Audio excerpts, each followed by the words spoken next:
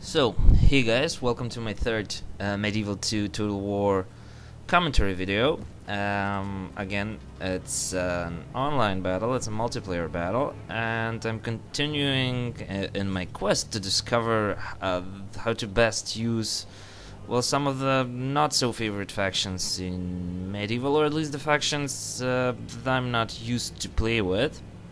And I actually really want to get good at wielding most of the factions. So today I decided I should give the Hungarians a try. On the other side, I'm facing an army of the Holy Roman Empire, and you can see my opponent. Chose a strange setup, since the cav is pretty far away, but his cav especially is pretty good. Teutonic Knights there. Also, writers who, if he knows how to use them, can be crucial. Many lot of Pavise crossbowmen who have great range and can outrange by a lot my Arquebusiers. Then you see dismounted Feudal Knights, dismounted Gothic Knights, Imperial Knights.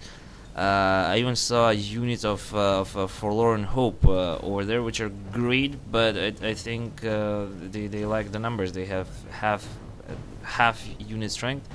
And as I said, on one flank he's got the Teutonic Knights, on the other one he's got these guys, the Gothic Knights.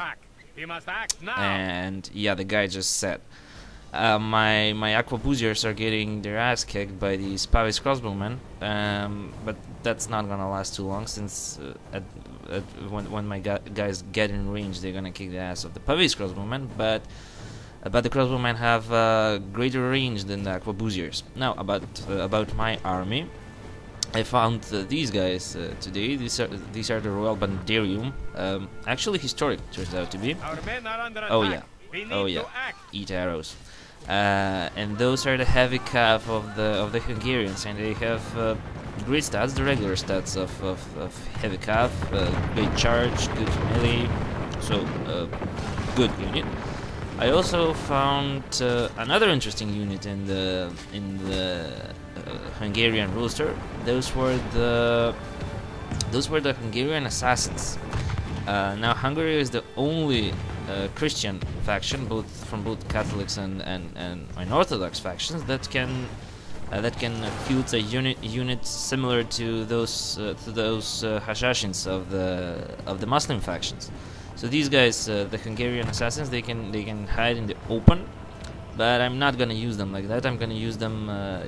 I'm not gonna hide them, because I know I cannot force my opponent to come to me, since they lack the range and numbers of my missile units.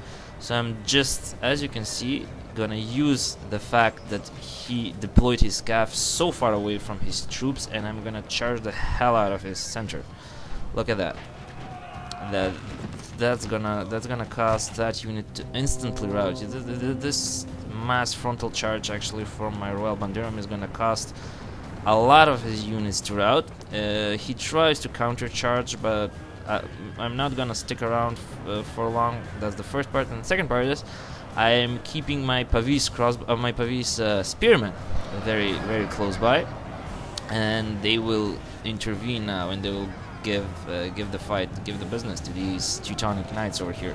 Teutonic Knights actually are the best of all Crusader Knights, because of their secondary attack, which is armor piercing, but they're not gonna last long against these solid spearmen. So I brought a pretty balanced army, a lot of a good backbone infantry, which are the dismounted Feudal Knights and the dismounted Chilvaric Knights, which for some reason, I don't know, maybe it's historic, are a bit weaker for Hungary than they are for other factions. Then I brought 2 units of Pavise Spearmen on both flanks, one on both flank, so that they can support my cav. I brought, as you can see, 5 Royal Banderium units, and I brought 4 Arquebusiers and 2 Battlefield Assassins. And as you can see, my opponent cav is just chilling on that wing. They're not doing much. They're just watching their comrades getting slaughtered by my guys. My line is holding out very nicely. He just lost his general, I think, or I just lost my general. I don't know. Somebody lost his general there. But doesn't matter really. I'm owning his line because they lost too many men in the initial charge, and even if they didn't lose too many men in the initial charge, with his cav sitting just idly on the side, I say this was my battle. Oh, and that what you just saw was not lag, it was intentional, it was slow motion. Here you can see his Gothic Knights finally joining the fight, but just behind them, yeah, you see my Pavise Spearmen.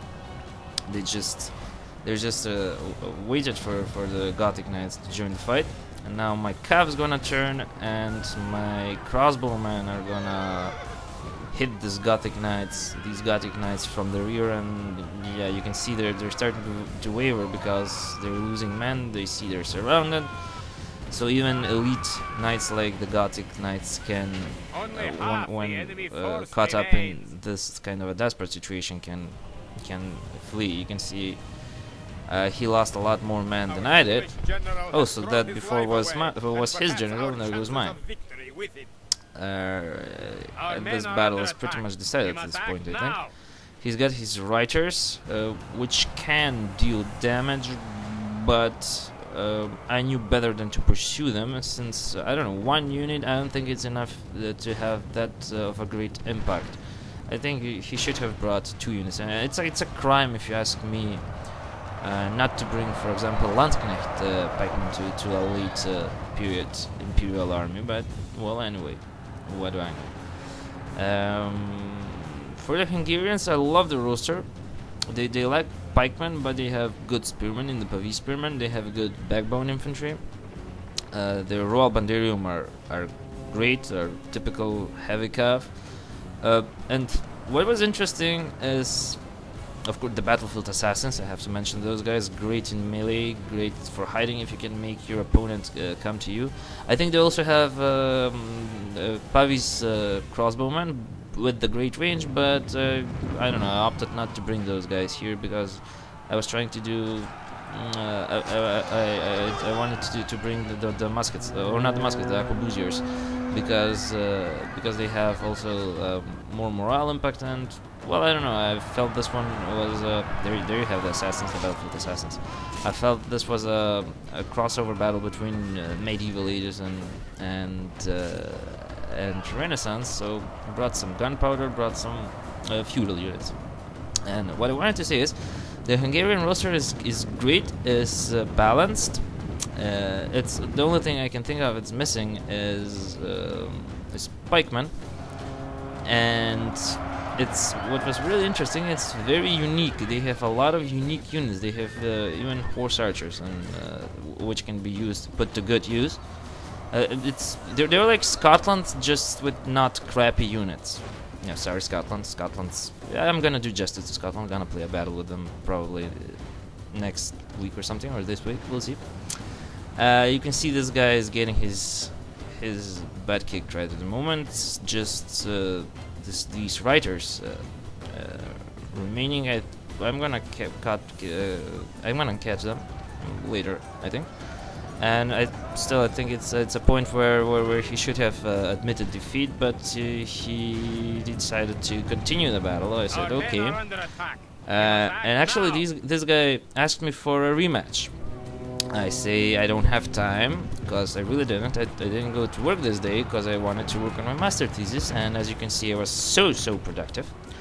And I said no, I have to there's other things to do, I have to work. And he was pretty persistent, and he said, please, I want to play a rematch. And I say okay, let's do, but please let it be quick. What happened in the rematch I'm gonna show you in the next video I upload. I have to, because he turned out to be such an asshole. You have no idea. It's not that it's such a good battle, the rematch. It's gonna be Russia against the Byzantines, but I have to show you that I don't think he deserved to play the rematch. Yeah, never mind. Catching up with these Reiters, I think they're not fast, but fast enough to run from my heavily armored Banderium. I think they're even gonna manage to rout one of my Royal Banderium units, but it doesn't matter because I have a lot of them. I didn't lose any unit. and my cav force is still a force to be reckoned with in this battle. And as you can see now, they're routing, they're broken, and this was pretty much it from the battle. You can see the Hungarians are very much a force to be reckoned with. Even in all periods, actually, I don't think that there's a period in which they suck. They have units to that can take they can take up a fight in any age. As you can see, we deployed almost equal numbers of men. I had 1,300 kills and captured men. He only 650. And I had a pretty balanced number of casualties inflicted by every unit. So, guys, thanks for watching and hope you enjoyed it. Bye bye.